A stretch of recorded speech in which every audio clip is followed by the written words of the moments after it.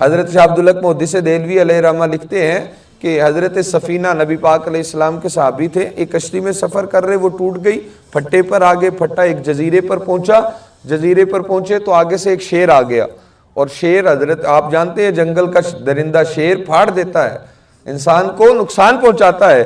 جب حضرت سفینہ کے سامنے جب جنگل کا شیر آیا تو حضرت سفینہ نے شیر کو دیکھ کر کہا کہ جنگل کے درندے مجھے کچھ نہ کہنا، تو جانتا نہیں انا مولا رسول اللہ، میرے آقا کا نام محمد رسول اللہ ہے، میں ان کا غلام ہوں۔ شاہ عبدالحق محدث دہلوی کہتے ہیں حضور کا نام آنا تھا، شیر جو کھانے کی نیت سے آیا تھا حضرت سفینہ کے قدموں کو بوسہ دینے لگا۔ تو ذکر رسول کا یہ کمال ہے، یہ گھٹتا نہیں ہے۔ آخر میں صرف یہ بات عرض کرنا چاہتا ہوں، فرانس والے خاکے بناتے ہیں، وہ کہتے ہیں ہم ذکر رسول کو گھٹا دیں گے، ہم ان کی شبیہ لا رہے ہیں، وہ تصویریں بنا رہے ہیں۔ بھائی وہ تو وہ ذات ہے جن کی شبیہ تو صحابہ کہتے ہیں کہ ہماری آنکھوں میں حضور علیہ السلام کا نقشہ نہیں ہے۔ حضرت صدیق اکبر رضی اللہ تعالی، امام یوسف نبہانی نے لکھا کہ حضرت خواجہ ویسے کرنی سے کسی نے پوچھا کہ رسول اللہ صلی اللہ علیہ وسلم کو کسی نے دیکھا تھا؟ امام نبہانی کہتے ہیں کہ حضرت خواجہ ویسے کرنی نے کہا کسی نے نہیں دیکھا۔ اس نے کہا مولا علی نے دیکھا، کہنے لگے نہیں دیکھا۔ اس نے کہا عثمان غنی نے دیکھا، آپ نے کہا نہیں دیکھا۔ اس نے کہا حضرت عمر نے دیکھا، خواجہ ویس کہنے لگے نہیں دیکھا۔ اس نے کہا ابو بکر صدیق نے دیکھا، خواجہ ویسے کرنی کہنے لگے نبی پاک کو حضرت ابو بکر نے بھی نہیں دیکھا۔ سائل پریشان ہو گیا، ابو بکر صدیق تو ہمہ وقت سامنے ہوتے تھے، پھر بھی ویسے کرنی کہتے ہیں حضور کو نہیں دیکھا۔ خواجہ ویسے کرنی سے پوچھا حضور وہ تو سامنے بیٹھا کرتے تھے پھر بھی نہیں دیکھا۔ آپ کہنے لگے میرے نبی کو خدا کے سوا کسی نے بھی نہیں دیکھا۔ حقیقت مصطفیٰ کی کیا ہے؟ یا یہ خدا جانتا ہے یا یہ خود مصطفیٰ جانتے ہیں۔ وہ تو لوگ دیکھتے رہے، ایک لباس بشریت میں آیا ہوا مکے میں چلتا ہے، کھاتا ہے، پیتا ہے، وہ اسے تکتے رہے، لیکن حقیقت میں مصطفیٰ کیا تھے یہ خدا جانتا ہے یا خود مصطفیٰ جانتے ہیں۔ علامہ اقبال جیسا بندہ عاجز آ گیا تھا اس منزل پر، اور آ کر آخر میں قلم چھوڑ کے اقبال کہنے لگے کہ کیا کہوں؟ وہ کہنے لگے کون ہو، کیا ہیں آپ؟ کہنے لگے کون جانے کیا ہو، عقل عالم سے ورا ہو۔ کون جانے کیا ہو، عقل عالم سے ورا ہو، عشق کی ایک جست نے طے کر دیا قصہ تمام، اس زمین و آسماں کو بے گراں سمجھا تھا میں۔ اقبال کہتے ہیں میری سمجھ میں بھی نہیں آیا کہ حضور تھے کیا۔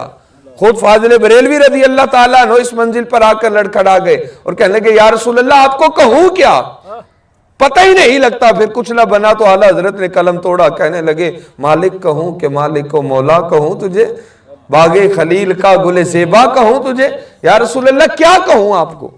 تو وہ خاکے بناتے ہیں ان کے حضرت ابو بکر صدیق رضی اللہ تعالیٰ عنہ سے پوچھا، صدیق اکبر رضی اللہ تعالیٰ عنہ آپ بتائیے حضور کیسے تھے، حضور کیسے تھے؟ حضرت ابو بکر صدیق رضی اللہ تعالیٰ عنہ تفسیر روح البیان میں لکھا ہے، حضرت ابو بکر سے جب پوچھا گیا تو آپ کہنے لگے تم مجھ سے پوچھتے ہو حضور کے نقش و نگار کیسے تھے؟ ابو بکر کہنے لگے قسم ہے رب کعبہ کی، کبھی میں نے آنکھ بھر کے حضور کے چہرے کو دیکھا ہی نہیں تھا۔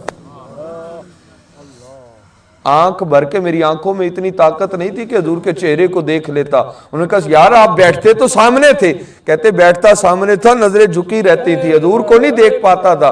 پوچھا کیوں نہیں دیکھ سکے؟ وہ کہنے لگے مصطفیٰ کے چہرے پر انوار و تجلیات کی اتنی بارشیں ہوتی تھی، کسی آنکھ میں کائنات میں دم نہیں تھا کہ وہ حضور کے حسن مطلق کو دیکھ سکتی۔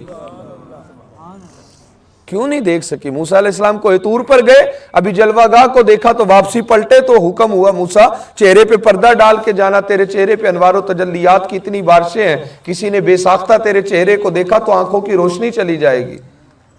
موسیٰ تو جلوہ گاہ کو دیکھ کر آئے ہیں تو ان کے چہرے پہ انوار و تجلیات کی اتنی بارشیں ہیں، تو جو جلوہ گاہ نہیں دیکھ کر آیا، جو عین اللہ کے جلووں سے بن کر آیا ہے، حضور نے خود کہا تھا رب نے مجھے جو بنایا ہے، جابر والی حدیث میں نورا نبی کا من نور ہی، اپنے نور سے بنایا ہے۔ تو پھر ان کی حقیقت کو تو لباس بشریت میں چھپا دیا تھا، ان کا خاکہ کوئی کیسے بنا سکتا ہے؟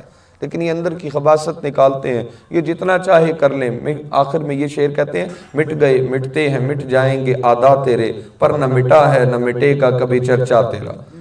کبھی حضور کا ذکر کم نہیں ہوگا۔ ایک یہودی مناظر احسن گیلانی نے لکھا، ایک یہودی نے تجزیہ کیا کہ اللہ اگر اس کائنات کو 9 مرتبہ بنائے اور 9 مرتبہ مٹا دے، 10ویں مرتبہ جب رب اس کائنات کو بنائے گا اور کائنات سے کہے گا پہلا لفظ بول، تو یہ کائنات جو پہلا لفظ بولے گی وہ ہوگا محمد۔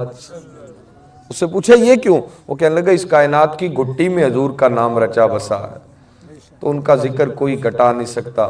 جو باتیں عرض کی اللہ پاک اسے قبول فرمائے، اگر کوئی غلطی سرزد ہوئی ہو مالک اپنے حبیب کے صدقے معاف فرمائے۔ وآخر دعوانا ان الحمدللہ رب العالمین۔